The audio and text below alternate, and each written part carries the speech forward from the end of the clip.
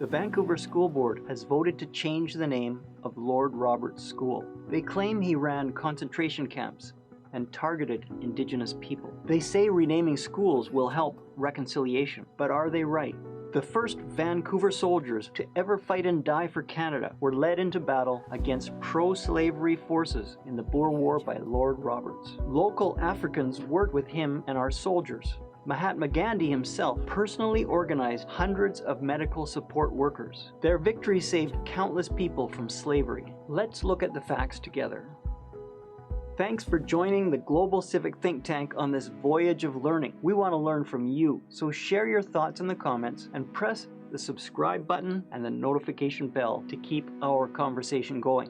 Global Civic loves British Columbia, our institutions, our traditions, our philosophy of liberal democracy. They give us our prosperity and freedoms. Join our Global Civic Network on a voyage of learning about British Columbia and donate to help us fight for our history and the memory of our veterans, just like they fought for us. Britain abolished the slave trade almost 200 years ago, but the Boers rejected this. Because of poor leadership, the Boers defeated the British in 3 battles in just 1 week. It looked like they would win the war. For the first time ever, Canada asked young British Columbians to fight as soldiers for the freedoms of others. This was the first war in which Canadian soldiers fought in Canadian uniforms in Canadian units. Huge Vancouver crowds showed up to send them off on the long trip to Africa. Britain sent their best general, Lord Roberts. Our soldiers trusted him and followed him into battle. He was a skilled leader, worthy of their trust. Our soldiers affectionately called him our Bobs. Back at home, British Columbians waited impatiently for word from the front. Under the intrepid leadership of Lord Roberts, our soldiers broke the siege of Kimberley. British Columbia was so ecstatic that they named the town Kimberley, BC in their honor. One of the people they liberated was Baden-Powell, the founder of the Boy Scouts. Would the Boy Scouts even exist today without the bravery of our soldiers? It was in this war that the first soldiers in Vancouver history died in combat. Of 17 soldiers from Vancouver, William Jackson and Fred Whitley died while Harry Niebergall and Clarence Thompson were wounded. Young soldiers from Cranbrook and especially Victoria took heavy losses. Sergeant Moscrop, a teacher with the Vancouver School Board, at his own expense traveled to England to tell Bill Jackson's sister Nellie about the dignity with which he died and his fondness for her. A young Victor Odlum, who later founded Odlum Brown, fought with great bravery.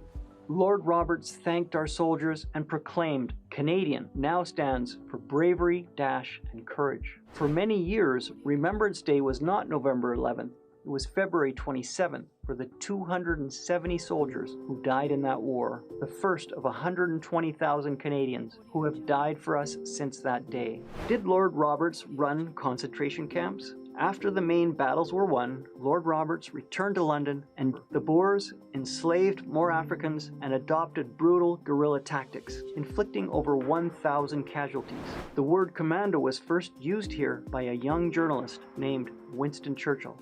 Soldiers emptied civilians from the countryside into temporary camps to prevent support to the guerrillas. When Lord Roberts returned, he refused to have anything to do with running the camps. It was the civilian governments that ran the camps so badly that thousands died, made worse because the Boers bombed the railways and infrastructure, so food and medical supplies were scarce. Many black Africans did not want to live under the Boers and signed up to work for Lord Roberts. A young Mahatma Gandhi sent telegrams of congratulations to Lord Roberts and organized hundreds in a medical corps, carrying our wounded soldiers on stretchers up to 25 miles. They carried the dead bodies of our soldiers from the field of battle, including Lord Roberts' own son, where they lie in South Africa to this day. When our wounded and surviving soldiers returned to Vancouver, thousands of grateful citizens turned out to welcome them back. In honor of their sacrifices, their victory against pro-slavery forces, and the bravery they showed in the first war ever fought by Vancouver soldiers, a grateful city named their new school after the general who led them to victory, Lord Roberts. The Vancouver School Board cast their vote just before they returned. The very last surviving soldier of the Boer War died in 1993 in Metro Vancouver after being given a special tribute by our King Charles and his then wife, Lady Diana. This is him speaking here. Well, we had plenty of veterinarians, but very few doctors. We were a company of 109.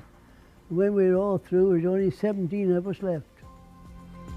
Does renaming schools help reconciliation? Not according to the Reconciliation Commission itself. They say renaming schools harms reconciliation. The chair of the commission, Murray Sinclair, explained that it was counterproductive, producing anger, not harmony, revenge, not reconciliation.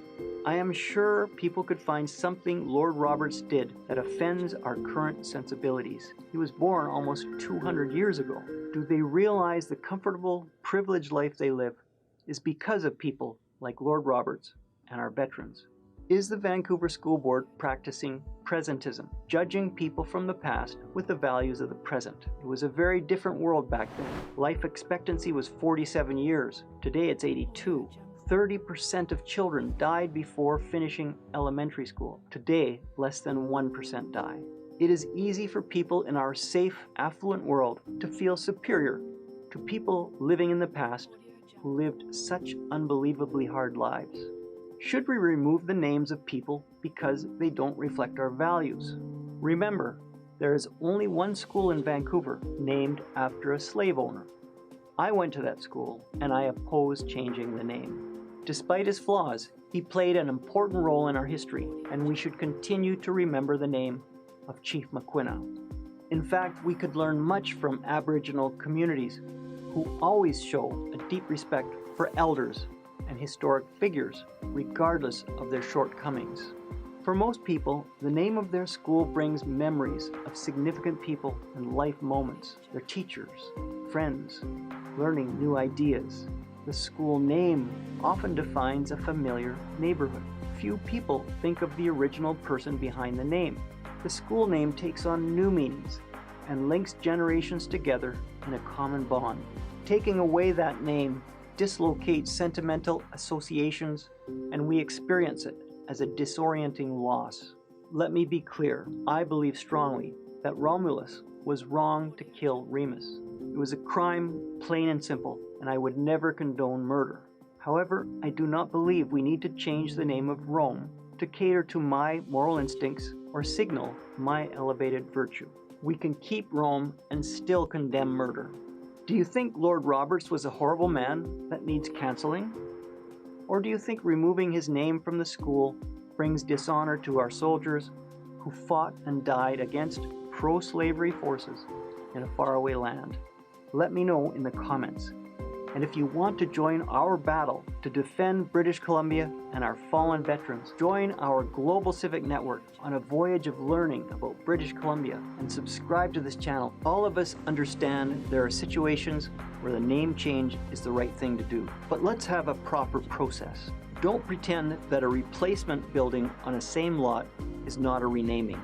Let's have a legitimate, neutral historian involved, not a Google search by a bureaucrat or an activist. Let's allow the alumni and the neighborhood into the process because names have a deeply personal meaning to them. Let's have all First Nations involved. The Vancouver School Board insider process has given Musqueam names in Squamish territory, which has unnecessarily caused problems. A years-long 2001 court decision recognized the sole legitimacy of the Squamish on the north side of Vancouver. Why is the Vancouver School Board taking sides in land disputes? Most of all, citizens should know how much a renaming will cost. The Vancouver School Board has spent hundreds of thousands of dollars of costs and staff time on renamings, which could have been used to educate children. Did your ancestors fight in the Boer War? As our Vancouver boys lay dying on the battlefield in Africa, with Lord Roberts' words ringing in their ears, did they lament they would never again see the Lions, Stanley Park, the Fraser River, and their family and friends in Vancouver, the city that they loved? What would they think if they knew what was happening to their legacy? I have a feeling that they will rest a little easier, knowing that you are here fighting so neither they nor Lord Roberts, who led them to victory, will be erased from our city.